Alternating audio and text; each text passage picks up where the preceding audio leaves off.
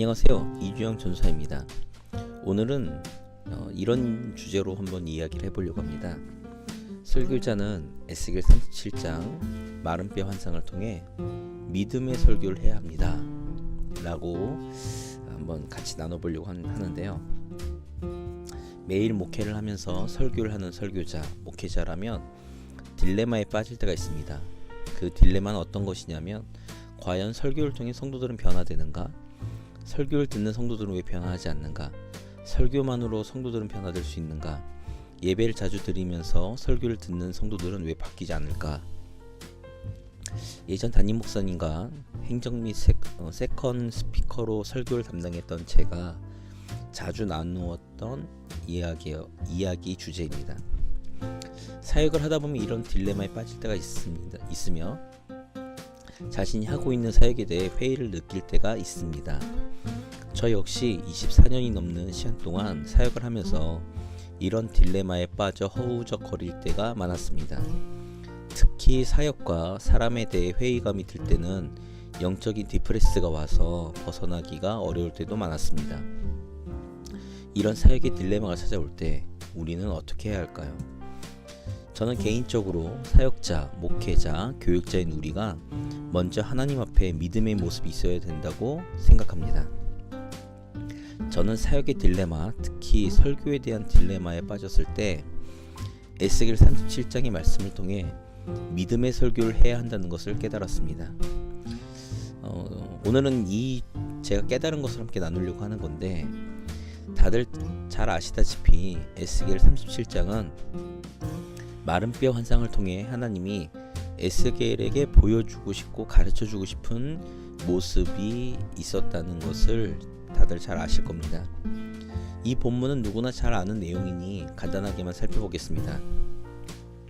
에스겔을 하나님이 환상 중에 골짜기로 데리고 가셨는데 뼈가 사방에 널려있는 곳이었습니다. 그곳에서 하나님은 에스겔에게 이렇게 물어보십니다. 인자야, 이 뼈들이 능히 살겠느냐? 에스겔의 대답은 이렇게 대답했죠. 주 여호와여, 주께서 아시나이다. 이런 대답이었습니다. 이 대답이 얼핏 들으면 굉장히 하나님을 존중하는 그런 믿음의 이야기로 들릴 수 있지만, 이걸 뒤집어서 잠시 생각해보면 에스겔은 이 뼈들이 살아날 가망이 없다는 생각이었음을 알 수가 있습니다. 그렇지 않다면 하나님의 질문에 명확하게 대답을 했었겠죠. 하나님이 에스겔에게 말씀을 대언하면 이 뼈들이 맞춰져 살아날 것이라고 말씀하셨고, 에스겔은 하나님의 말씀을 대언했습니다. 누구에게요? 하나님의 말씀을 들을 수 없는, 에스겔이 하나님의 말씀을 대언할 때 들을 수 없는 마른 뼈들한테요. 그랬더니 어떻게 되었나요? 뼈들이 스스로 맞춰지고 그 위에 힘줄과 살이 붙고 피부가 생겨나면서 사람의 형체가 되었습니다. 그리고 또다시 하나님의 말씀을 대언하여 생기에게 명하니 그 속에 생기가 들어가 살아남으로 인해서 큰 군대가 되었다는 내용입니다.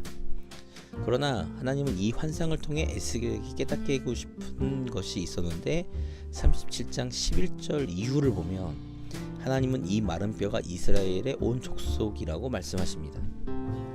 그리고 이스라엘은 자신의 뼈들이 말랐고 우리의 소망이 없어졌고 다 멸절되었다는 절망에 있다고 말씀하십니다. 그러면서 에스겔에게 말씀하시기를 이스라엘 온 족속에게 가서 하나님의 말씀을 마른 뼈에게 대언하듯이 대언하라는 것이었습니다.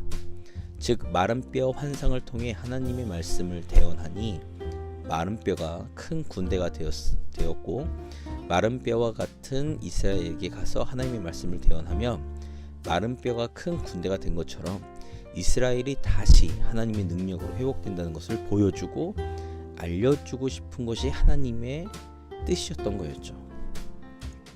이 마른 뼈 환상을 대부분 마른 뼈 같은 성도들에게 적용해서 설교를 하지만, 에스겔 37장의 본문은 하나님의 말씀을 대언하는 에스겔에게 믿음으로 하나님의 말씀을 선포하라는 내용인 것처럼, 오늘날 마른 뼈처럼 보이는 성도들에게 하나님의 말씀을 제대로 전하면 하나님의 능력으로 회복시켜 주리라는 것을 보여주시는 비전입니다. 설교하시는 모든 분들에게 제가 말씀드리고 싶은 거는요, 설교자들이요, 성도들이 마른 뼈같이 전혀 말씀을 듣지 않는 것처럼 보여도, 성도들이 마른 뼈처럼 우리 눈에는 절망적으로 보인다고 해도 하나님의 말씀을 올바르게 대언하며 하나님의 능력이 그 위에 임하여 마른 뼈가 큰 군대가 된 것처럼 성도와 교회가 하나님의 때에 회복되며 소생하며 큰 군대가 될 것입니다. 그렇기에 우리는 하나님의 말씀을 믿는 믿음으로 에스겔처럼 하나님의 말씀을 대언하는 믿음의 설교자가 되어야 합니다.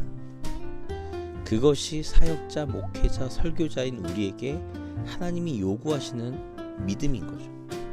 이런 믿음이 있을 때 우리는 하나님의 놀라운 능력을 목도하는, 하나님의 능력을 볼 수 있는 사역자, 목회자, 설교자가 되는 것입니다.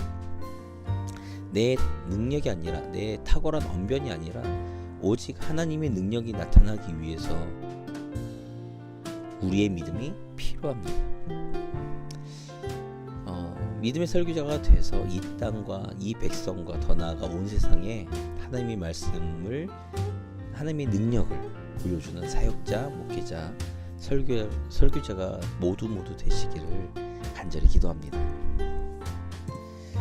네, 오늘은 제가 사역을 하면서, 설교를 하면서 딜레마에 빠졌을 때 그 딜레마에서 벗어날 수 있도록, 다시 일어날 수 있도록 저에게 주신 하나님의 말씀을 함께 나눠봤습니다.